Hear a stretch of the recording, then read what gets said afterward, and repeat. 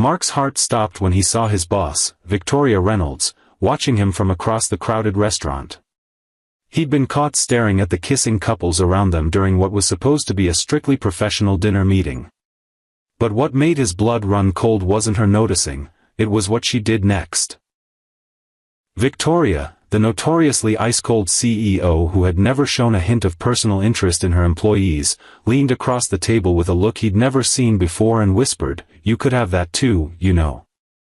Then she placed a small velvet box between them that unmistakably held a ring. This wasn't just his boss making an inappropriate advance, this was Victoria Reynolds, the woman who'd fired his wife from the same company 3 years ago, just weeks before Sarah's cancer diagnosis. The woman whose ruthless business decisions had left Mark a widowed single father struggling to provide for his daughter on a middle manager's salary. The same Victoria who now controlled whether he received the promotion that would finally give 8-year-old Emma the stability she deserved. And here she was, apparently proposing some kind of arrangement that could either save or destroy everything he'd worked for. "I don't understand," Mark stammered, his fingers hovering over the box without touching it. Victoria's piercing blue eyes held his, her long blonde hair cascading over shoulders that carried the weight of running a billion-dollar company. "Open it," she commanded softly. "Then you'll understand why I've been watching you all these years." Years? The mystery of her words sent a chill through him. What game was she playing? And why now, when the custody battle with his late wife's parents was reaching its critical phase? The restaurant around them seemed to fade away as Mark finally reached for the box. His hands trembled slightly. This moment would change everything, he could feel it. If you're feeling the tension in this story, hit that like button now and let me know in the comments if you've ever faced an impossible choice. Mark opened the box and froze. Inside wasn't a ring at all, but a small golden key attached to a familiar keychain, a miniature photo frame containing a picture of Sarah, his late wife, smiling from her desk at Reynolds Enterprises. A desk she'd occupied before Victoria had personally terminated her position. "That's impossible," Mark whispered, his voice barely audible over the ambient restaurant noise. This was in Sarah's personal effects. Her parents took everything after the funeral. Victoria's perfect composure cracked slightly, revealing something vulnerable beneath her polished exterior. "Not everything," she said. "There are things about your wife you don't know, Mark. Things about why she really left the company. Things I've protected you and Emma from for 3 years." Mark's mind raced. The promotion interview scheduled for tomorrow suddenly seemed like a setup. Was this all an elaborate scheme to silence him about something? Or was Victoria genuinely trying to help him? The custody case against Sarah's wealthy parents hinged on his financial stability, which Victoria controlled entirely. "Why now?" he demanded, his protective instincts flaring. "What do you want from me?" Victoria's eyes darted to the window, where a black sedan had just pulled up. Her composed expression faltered for just a second. "They're here," she whispered.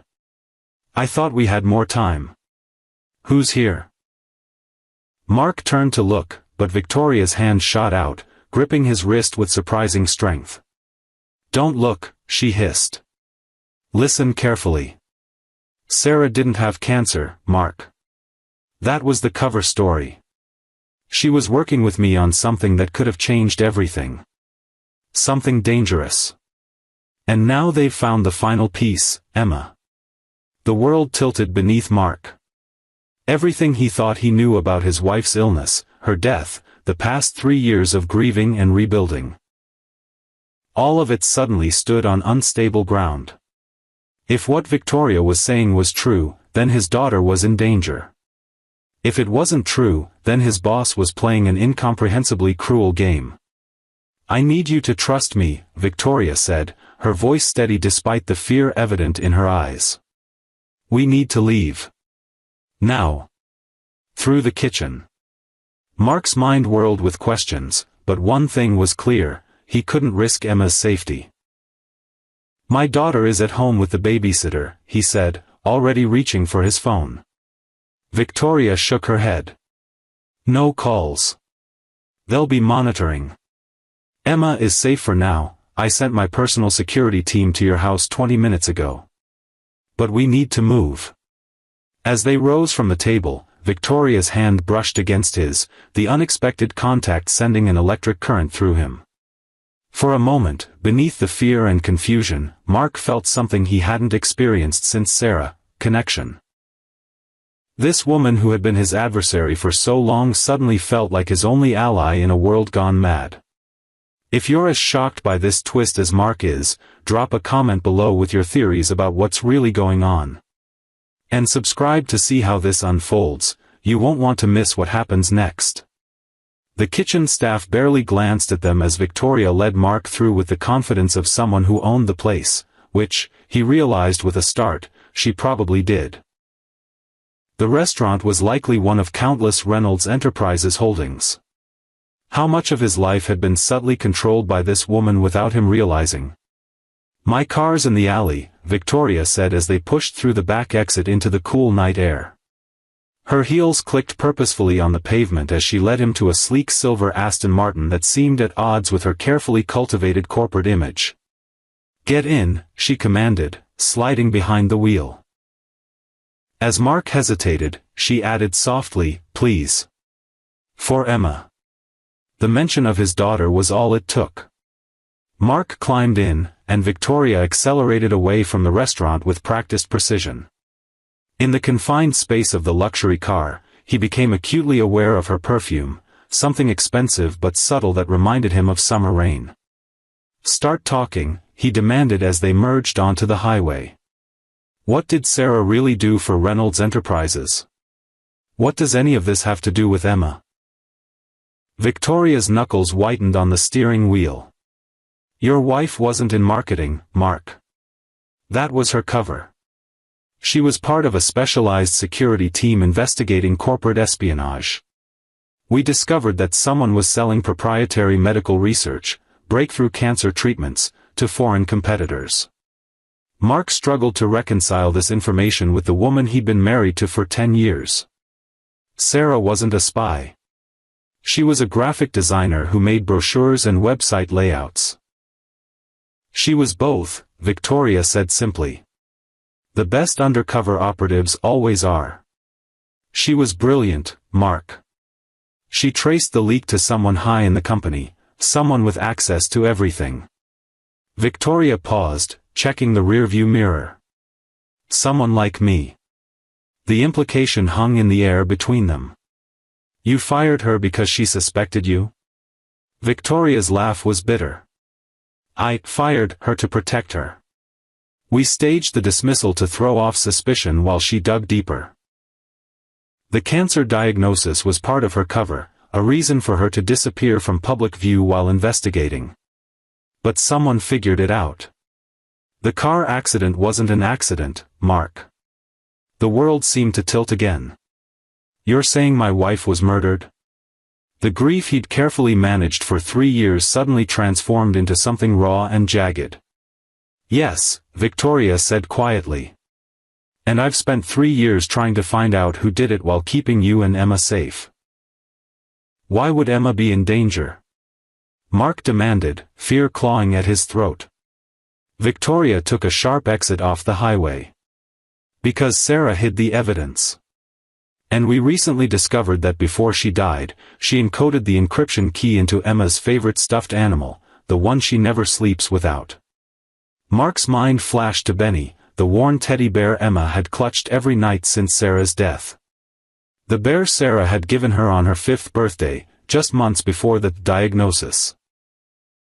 "That's insane," he whispered, but even as he said it, pieces began falling into place. Sarah's late nights at the office, her distraction in the months before her firing, the way she'd insisted Emma never lose that particular teddy bear. Victoria pulled into an underground parking garage beneath an unmarked building. "We're here," she said, killing the engine. In the sudden silence, she turned to face him fully. The harsh fluorescent lights cast shadows across her face, highlighting the vulnerability that had replaced her usual corporate mask. "I need you to understand something, Mark. I didn't just watch you because of the investigation or to protect you. I watched because Sarah made me promise to take care of you both if anything happened to her. And somewhere along the way, She trailed off, looking away. You what? Mark prompted, suddenly aware of how close they were in the confines of the car. Victoria met his eyes again, her gaze unwavering. I fell in love with the man my best operative couldn't stop talking about. The man who made her eyes light up every time she mentioned him. The man who's raised their daughter with such devotion despite everything. The confession hung between them, impossible and yet somehow not entirely surprising. Mark had always felt Victoria's eyes on him at company functions, had always wondered about the special attention she paid to his department, the way his promotion had been fast-tracked despite his frequent need for family-related flexibility. If this revelation has you shocked, hit that like button and subscribe now. The truth about Emma's teddy bear and what happens next will leave you speechless. Before Mark could respond, Victoria's phone buzzed. Her expression hardened as she read the message. They've moved faster than we anticipated. We need to get to Emma now. The security team Victoria had sent reported that 2 men in unmarked vehicles were surveilling Mark's house. As they rushed through the building, apparently a private security headquarters for Reynolds Enterprises, Mark struggled to process everything. His wife had been a corporate spy. His boss was in love with him. And his daughter was in danger because of a teddy bear. I still don't understand why you didn't tell me any of this sooner, Mark said as they entered what looked like a tactical operations room. Victoria handed him a bulletproof vest. Would you have believed me?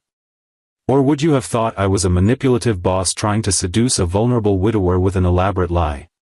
The question struck uncomfortably close to what he'd initially thought in the restaurant. I don't know, he admitted.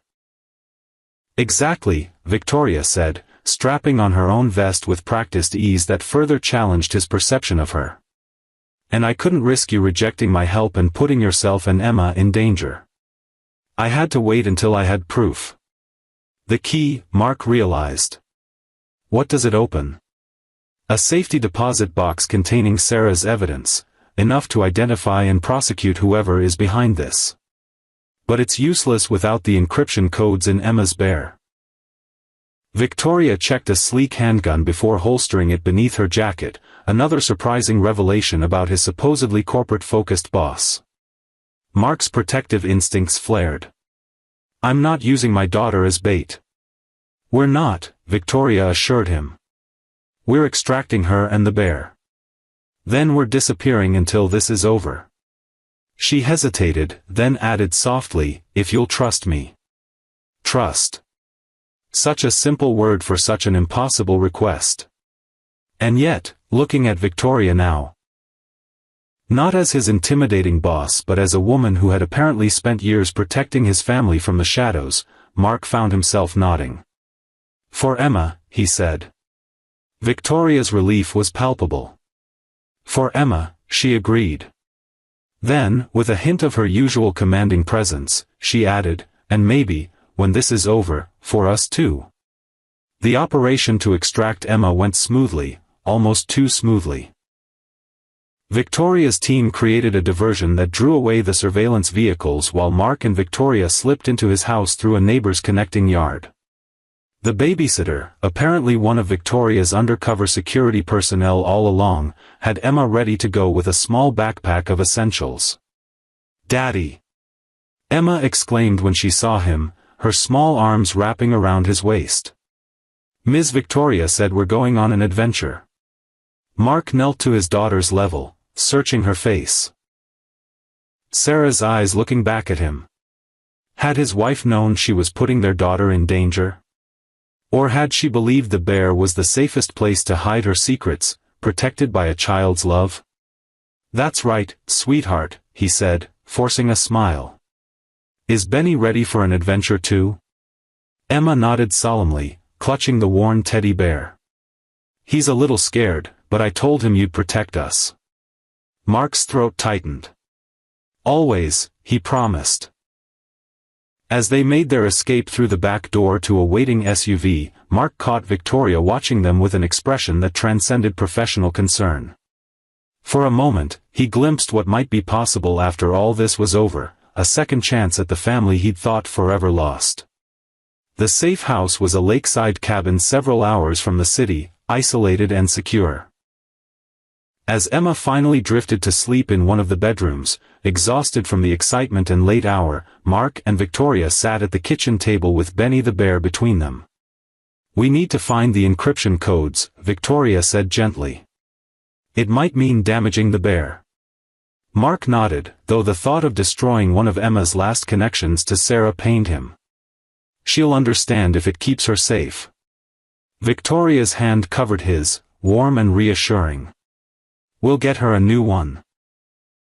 The best teddy bear money can buy." "It won't be the same," Mark said, turning his hand to intertwine their fingers without fully understanding why. "No," Victoria agreed softly.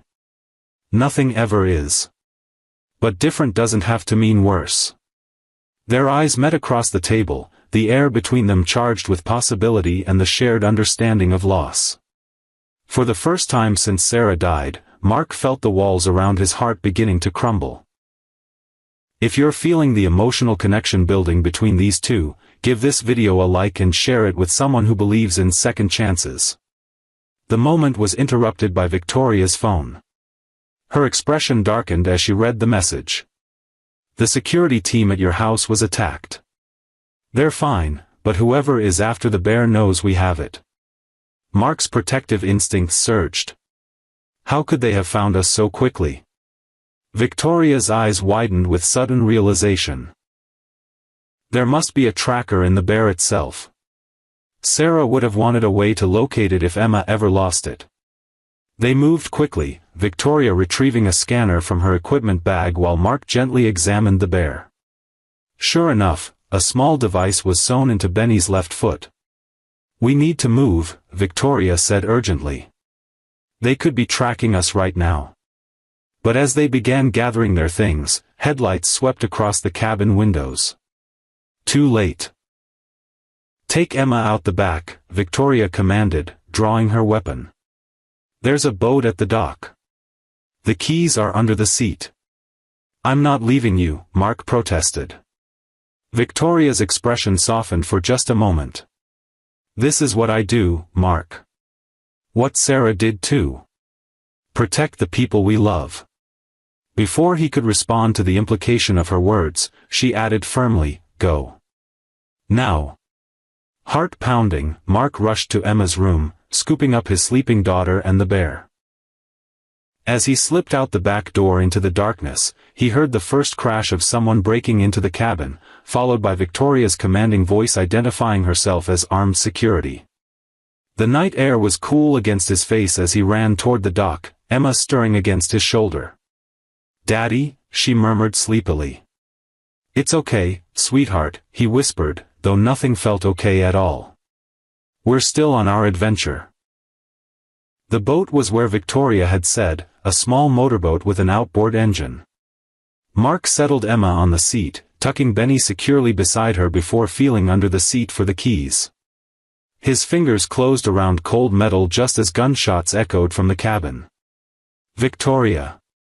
Mark froze, torn between his daughter's safety and the woman who had risked everything to protect them. The woman who might already be. No. He couldn't think that way. "Daddy, what's that noise?" Emma asked, now fully awake and frightened. "Just fireworks, sweetheart," he lied, his mind racing. He couldn't leave Victoria, but he couldn't risk Emma either. The decision was made for him when a figure emerged from the shadows of the dock. Mark tensed, ready to defend his daughter at any cost, until he recognized Victoria's silhouette. "Start the boat," she called softly, limping slightly as she hurried toward them. Relief flooded through him as he turned the key, the engine sputtering to life. Victoria jumped aboard just as more figures appeared at the cabin's back door. "Go," she urged, and Mark pushed the throttle forward, the boat surging away from the dock as bullets splashed into the water behind them. "Are you hit?" he demanded, noticing the way Victoria held her side. Just a graze, she said dismissively, though her face was pale in the moonlight. Keep going. There's another safe house across the lake. Emma, wide-eyed and clutching Benny, looked between them. Ms. Victoria, are you a superhero like in my books? Despite everything, Victoria smiled. No, sweetheart. Just someone who made a promise to your mom. As they sped across the dark water, Mark kept one hand on the throttle and reached for Victoria's with the other. She looked surprised but didn't pull away. Thank you, he said simply. For keeping your promise to Sarah. Victoria's fingers tightened around his. I always keep my promises, Mark. Always. The second safe house was smaller but more secure, built into the side of a hill with a view of the lake. As Mark tucked an exhausted Emma back into bed, Victoria set up a portable security system and finally allowed herself to properly bandage the bullet graze on her side. We need to examine the bear, she said when Mark returned to the main room. The tracker was just confirmation that there's something important inside. Mark nodded, though the thought of cutting open Emma's beloved toy still pained him. She'll be devastated. We'll fix him afterward, Victoria promised. I have people who can make him good as new. With careful precision, they examined the teddy bear, eventually discovering an unusual seam along Benny's back. When they opened it, they found a small memory chip sewn into the stuffing. This is it, Victoria breathed, her professional demeanor momentarily giving way to excitement. Sarah's evidence. Mark stared at the tiny chip that had cost his wife her life and now threatened his daughter. What happens now? Victoria inserted the chip into a specialized reader. Now we find out who killed Sarah and make them pay. The encryption codes revealed a shocking truth. The person selling Reynolds Enterprises cancer research was none other than Victoria's second-in-command, James Harrington, the man who had been positioning himself to take over the company for years, the man who had personally overseen Sarah's department, the man who had attended Sarah's funeral with apparent grief. I trusted him, Victoria whispered, her composure finally cracking. He was my mentor. Mark watched as the strong, confident woman he'd always known his boss to be struggled with this betrayal. Without thinking, he reached out, pulling her into his arms. Victoria stiffened momentarily before melting against him, her head resting against his chest. Sarah trusted me too, she murmured. And I failed her. No, Mark said firmly. You protected us. You kept your promise. Victoria looked up at him, vulnerability and determination warring in her eyes. It's not over yet. Harrington won't stop until he has this evidence destroyed and all witnesses eliminated. What's our next move? Mark asked, suddenly aware of how close they were standing, how right it felt to be planning their future, even a dangerous one, together. We take this to the FBI, Victoria said. I have contacts who can ensure it's handled properly. But first. She hesitated, then continued softly, first, I need you to know something. If you're invested in Mark and Victoria's journey, hit that like button now and subscribe to see how this emotional story concludes. What is it? Mark prompted when she fell silent. Victoria took a deep breath. When this is over, when you and Emma are safe, I'll understand if you want nothing more to do with me. I've turned your life upside down, put you both in danger. Saved us, Mark interrupted. You've saved us, Victoria. And when this is over. He paused, surprised by the certainty he felt. When this is over, I'd like the chance to know the real you. Not my boss, not Sarah's friend, but you. The smile that transformed Victoria's face made her more beautiful than he'd ever seen her. I'd like that too. Their moment was interrupted by a small voice from the bedroom doorway. Daddy? Benny feels funny. They turned to find Emma clutching her teddy bear, now hastily sewn back together. Mark knelt down to her level. Benny helped us solve a mystery, sweetheart. Like a detective bear. Emma's eyes widened. Really? Like Mommy used to solve mysteries at work? Mark exchanged a startled glance with Victoria. What do you mean, Em? Mommy told me she was a detective at work. Finding bad guys. But it was a secret. Emma hugged Benny tighter. She said if anything bad ever happened, Benny would protect me until the princess came. The princess? Mark repeated, confused. Victoria stepped forward, kneeling beside them. Your mom called me the Ice Princess at work, she explained gently. Because I was always so formal. Emma studied Victoria with solemn eyes. Are you the princess who was supposed to help us? Victoria nodded, her eyes bright with unshed tears. Yes, Emma. I promised your mom I would take care of you and your dad if she couldn't. Emma considered this, then asked with a child's directness, do you love my daddy like Mommy did? The question hung in the air between them. Mark felt his heart pounding as Victoria's eyes met his, no longer hiding what she felt. I think I could, she answered honestly. If he and you would let me try. Emma nodded as if this made perfect sense. Mommy said sometimes hearts can grow bigger to love more people. She said if she had to go to heaven, she wanted our hearts to keep growing. Mark felt tears prick his eyes at this revelation, this final gift from Sarah. Permission to move forward. Permission to find happiness again. The next morning, Victoria's FBI contacts arrived, taking possession of the evidence and placing them under protective custody. Within days, James Harrington and his network of corporate spies were arrested. The case made headlines. Reynolds Enterprises CEO uncovers international espionage ring, honors fallen whistleblower. 3 months later, with the trials underway and their lives slowly returning to normal, Mark stood in his backyard watching Emma show Victoria how to make proper mud pies. His boss, no, not just his boss anymore, laughed as Emma decorated her creation with dandelions, her usually perfect blonde hair pulled back in a messy ponytail, designer clothes replaced by jeans and a t-shirt. Victoria looked up, catching him watching them. The smile she gave him was radiant, open in a way he never would have believed possible from the Ice Princess he'd known for years. Later, after Emma was asleep, they sat on the porch swing, Victoria's head resting on his shoulder as they watched the stars emerge.